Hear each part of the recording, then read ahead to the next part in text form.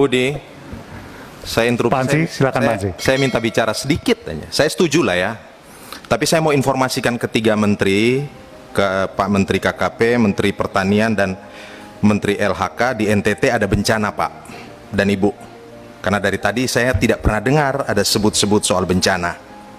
Dan berdasarkan Undang-Undang 24 tahun 2007, pemerintah pusat dan daerah ini harus punya tanggung jawab. Dan hari ini kita berada dalam fase penyelamatan, rescue period. Pemerintah pusat sudah menurunkan bantuan Pak, Kementerian Kesehatan, Sosial, TNI, Polri, BNPB sudah. Tetapi pasca fase ini, saya kira tiga mitra kementerian kita ini juga, saya mewakili masyarakat NTT, dan saya yakin dua anggota DPR RI di komisi ini, Ibu Juli Sutrisno, Laiskodat, dan juga Pak Edward Tanur akan bicara hal yang sama Pak. Setelah fase rescue penyelamatan ini akan ada fase rehabilitasi, fase renovasi dan rekonstruksi. Dan hari ini yang menderita di sana itu adalah nelayan, peternak, petani, dan kalau kita bicara bencana, Ibu Siti Nurbaya, itu wilayah-wilayah hulu itu sudah gundul semua, wilayah tangkapan air.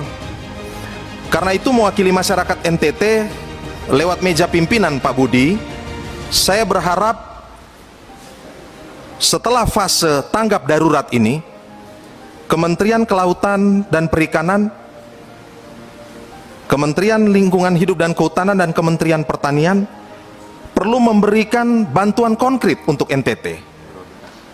Dan ini harus menjadi prioritas Pak. Harus ada survei, ada identifikasi, ada desain, ada SID metode yang dilakukan di sana. Saya ambil contoh Pak, KKP Pak. Sekolah kita di sana, Poltek, itu hancur Pak. Itu tolong segera direhab.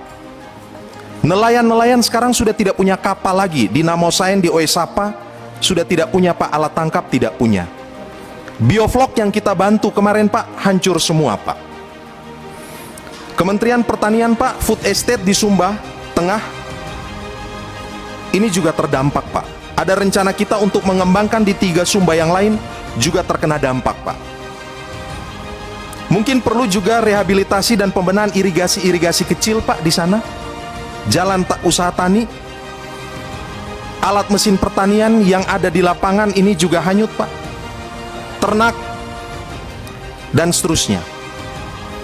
Kementerian Lingkungan Hidup dan Kehutanan, Ibu, di Adonara Flores Timur, di Lembata yang paling terkena dampak ini karena memang wilayah tangkapan air, wilayah hulu dan hutannya ini sudah rusak parah Bu. Demikian juga di Malaka Bu. Karena itu menurut saya ini harus menjadi prioritas 3 kementerian ini.